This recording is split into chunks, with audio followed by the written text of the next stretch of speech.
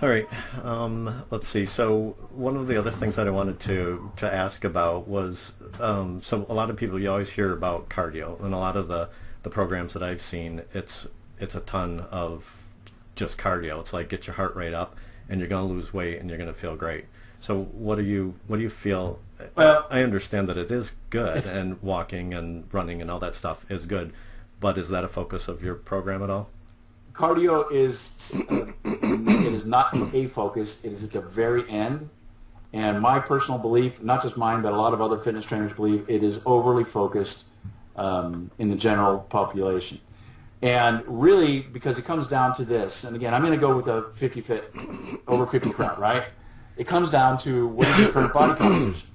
And so if your current body composition is excess body fat and not a lot of lean muscle tissue, because the primary focus of 50 Fit is to battle sarcopenia. So that's something I neglected to say. Sarcopenia is muscle wasting. And so I describe it, I think, pretty well on my website, but as far as sarcopenia is muscle wasting, and that's what's happening. The average American, for example, is this. I'll just give you the statistics. Yeah, statistics really quick. The average American from the age of 30 onwards loses a half pound of muscle tissue per year. From 30 to 60, they lose 15 pounds. So that's 5 pounds in a decade. The average American from 30 to 60 loses 15 pounds of muscle. So cardio doesn't fix that. But that is the number one poor health problem in America.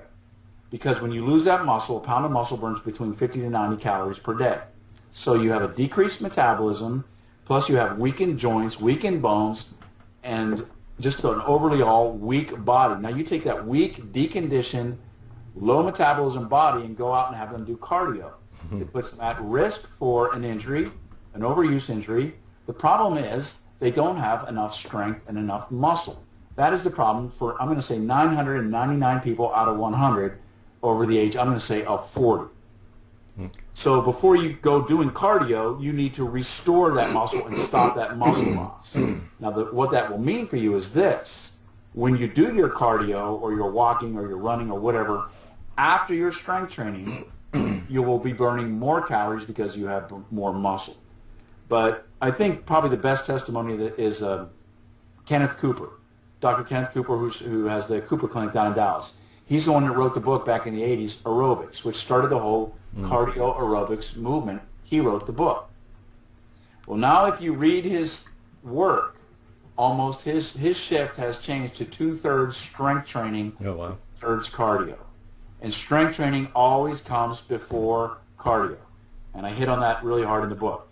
But I'll just use you take an obese person, a person struggling with obesity, you set them out on a cardio path, you're setting them up for discouragement and failure. If you can get them to add some muscle and some strength first, they will begin to notice changes in their body composition. They'll feel their muscles actually working.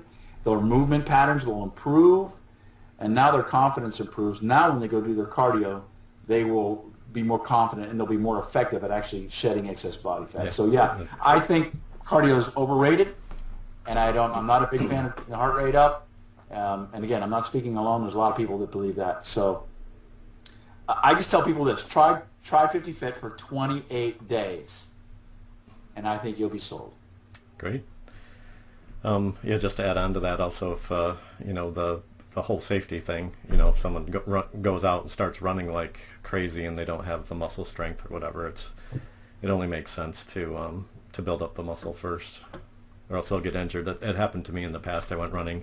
I'm like, hey, I could do this all day, and I tried, and then I was so lame, right afterwards, and my shins blew out on me and all that stuff. So I totally get that. And Bill, I think you're up in New York, so you're familiar with this. Shoveling snow. And I always use the equation. I wrote about it in my book in 2005, and I wrote about it in some of my free reports on my blog. I think is that if you look at, I think it happened this past winter when you had the big snowstorms back east. You had people dying. What did they die from? Heart attacks. Yeah. See, cardio, going out and running, does not prepare you to shovel snow. Lifting stuff does. Yep. Lifting stuff in all central movement patterns. Shoveling snow is a perfect example. You're bending over, lifting something up, twisting your body, throwing it. So you don't have to necessarily throw when you train, but you can get an 80, 70, 80-year-old man or woman doing movements that mimic those patterns that will improve all of their health levels and their leanness. Why not go ahead? And it will improve their heart strength too. I don't even have time to go into that, but strength training improves your heart just as much, if not more, than cardio. Oh, nice. That's good to know. Yes, and I can verify that with if somebody wants to see the research. Oh, cool. All right. So you mentioned weight training, and a lot of times people, when they hear that, they think, "Oh, great! Now I got to go get a gym membership, or I have to get a home gym in my basement or whatever." So why don't you tell me a little about that and what you're doing in your book to encourage weight training? Well, in my book, basically, it's designed to be done at home. It can be done at the gym as well, and it does feature kettlebells as the primary strength tool. You can use body weight only if you want, but I'm pretty straight up front. I mean, I tell people straight up front, look, if you want to do this with just body weight, you can. I've set it up so you can. You've got options for that, but do you want the best in life? And if you want the best in life, let's get real here. Go buy a kettlebell. The beauty of a kettlebell, they're cool. I mean, I go through, they're really good for improving antagonistic muscle groups, like as you do like a kettlebell military press. It hits it different than a dumbbell. And they're small. They don't take up much space. And they'll last a lifetime. You can't break them. There's nothing to break. So that's my favorite tool. And again, you can be used at home, and or you can use conventional dumbbells or barbells as well. But I really encourage people to get a kettlebell, and I provide resources in the book to what weight should I pick? I mean, to answer that question for the number of people buying 50 Fit is impossible, but there's basic rules, but start off light, look long-term, conservative. So, and then there are some upsells, which I'll get to in there. I also feature a suspension training. People are familiar probably with TRX, but there's another tool I like called a BXT from Lifeline Fitness, which I give you the links for all of this. Okay. That's an $80 tool that you don't need that for 50 Fit, by the way. For 50 Fit, a kettlebell, training your living room, your bedroom, wherever, and you will learn. I guess it's what you're going to learn is how to move your body through full body functional strength using just a kettlebell or just your body weight. And again, the feedback is people love the kettlebell. Yeah, because it's new. Yeah, kind of new. I mean, for the people I'm talking to, most of them. Absolutely, yeah. And so I have a bunch of them. Good for you, man. Thanks. Good job. And so, relatively speaking, they're inexpensive. I got mine from Walmart, of all places. I didn't have to go to a super sporting goods store or anything like that. They were the least expensive place that I found. They come in a variety of sizes, and from what I understand from your training is, like, if you do want to level up and get the next higher, the next heavier one, then you can do that. But if you're trying to maintain, which I think a lot of people probably are, instead of looking into like a massive building type program, you've got it, and you can use the same ones over and over again. There's ways to modify, and I talk in the book about how to modify it. If you can't afford to go get one or you don't want to, but I will say this though, get a lot stronger than they really think they can, and they're not going to bulk up. And that's another thing with kettlebells. Kettlebells right now, the number one user of kettlebells in America, the fastest growing segment of the population buying kettlebells, women in their 30s. Oh, wow. And they're not interested in bulking up. Yeah. So that's the beauty of it. And the other beautiful thing about kettlebells, I think, is that it does combine a cardio and strength workout in one. And you'll find that if you have not ever trained with one, you will find it will get your heart rate up. So, but yeah, that's it. I haven't had a gym membership in over 15 years. Oh, wow. Only time I step foot in a gym is when I travel, and then I almost don't.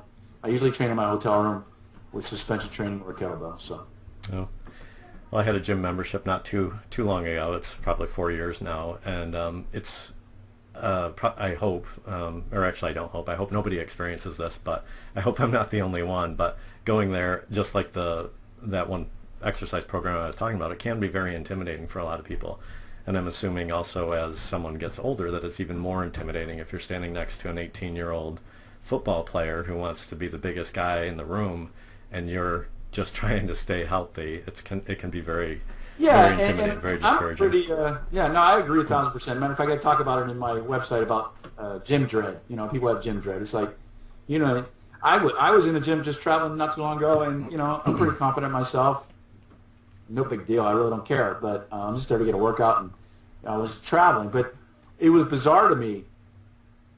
Not every person, but 8 out of 10 had earphones in. They weren't even talking to each other. I thought, what the? Boy, this is crazy, man. Who are these people? You know, it's like, so I'd rather train at home and listen to my own music and, you know, be around my family. So. Yeah, it's easy. You just Yeah. have to walk a few feet, and you're in Exactly. your gym. Yeah.